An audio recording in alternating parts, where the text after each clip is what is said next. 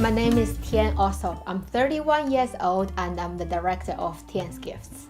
I did my master's degree in economics and finance from Durham University.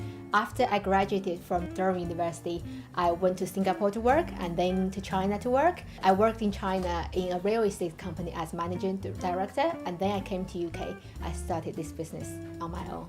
Tian's Gifts is a home of unique handmade oriental gifts that embrace Chinese culture and bring it to the modern world with traditional techniques. I feel genuinely grateful and lucky that I've won quite a few awards after I opened this business. I've won Customer Service Award from Newcastle City Council, and I was given the award by our Lord Mayor, David Cook. I was really proud.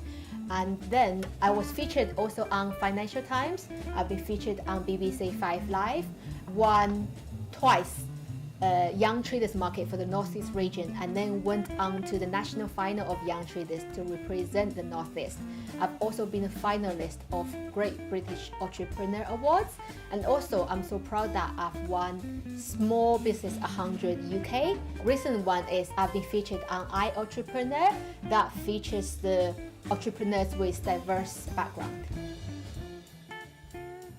A few years back, I went to visit one of my friends. She's the official person for intangible cultural heritage products.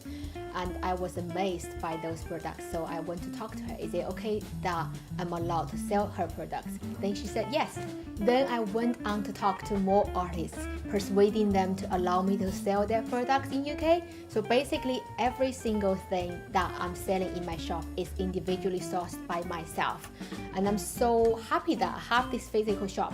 It's different from selling online because when customers come in, you can talk to them, you can talk about anything. That's more human contact than just pure money transaction. They send you money, you send them the product. It's more, you feel more like a human. Plus, when customers shop in an independent business, they can have the VIP experience too.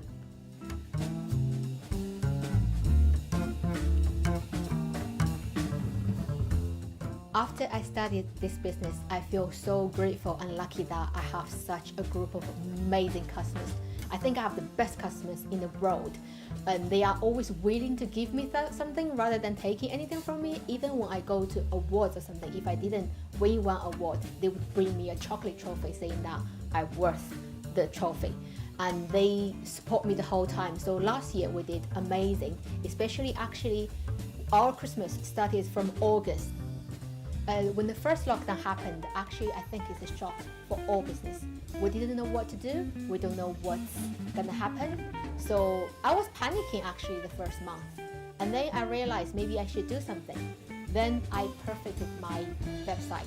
I designed my website all by myself and then made it to be online shopping friendly, so customers are able to order online and I'm able to post them orders too. When the first lockdown ended in June, actually I was a little bit unsure what's going to happen in the future yet, but like I said, I have the most amazing customers in the world. Actually, it's my loyal customers that helped me to go through the first 2 weeks of when the lockdown ended, because I barely got any new customers. It's all my loyal customers come back. They tell me that we want to spend some money here because we want you to stay. We want your shop to survive. Actually, for this year, Christmas season started much later for retail business. But I have confidence in my products because most of the things you can find in my shop, you can't find it anywhere else. So I'm sure they will come back and support my business too. I have quite a lot of confidence in the coming month. Some breaking news as the UK has recorded its highest ever daily total of COVID. So I say bringing those restrictions now, national restrictions, within the next 24 hours. That has The alert level for COVID is to move up from level 4 to level 5. Look at the numbers. There's no question that we're going to have to take tougher measures, and we'll be announcing those in due course. With most of the country already under extreme measures, it's clear that we need to do more together to bring this new variant under control while our vaccines are rolled out. In England, we must therefore go into a national lockdown which is tough enough to contain this variant.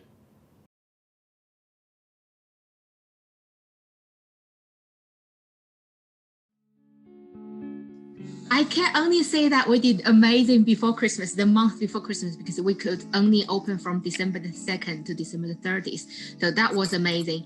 But if you want to ask me, have it made up for the whole year? No, it's impossible, because most of the year we are in lockdown, and as non-essential business, we are not allowed to open. So it made up some, but it's impossible to make up for the whole year's sales.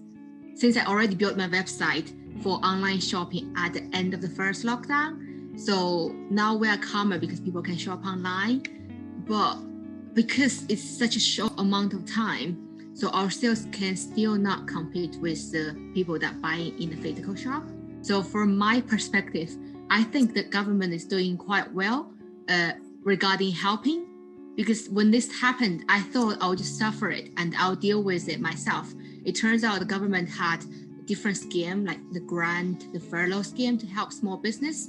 So from my perspective, I think the government is doing quite well regarding this perspective.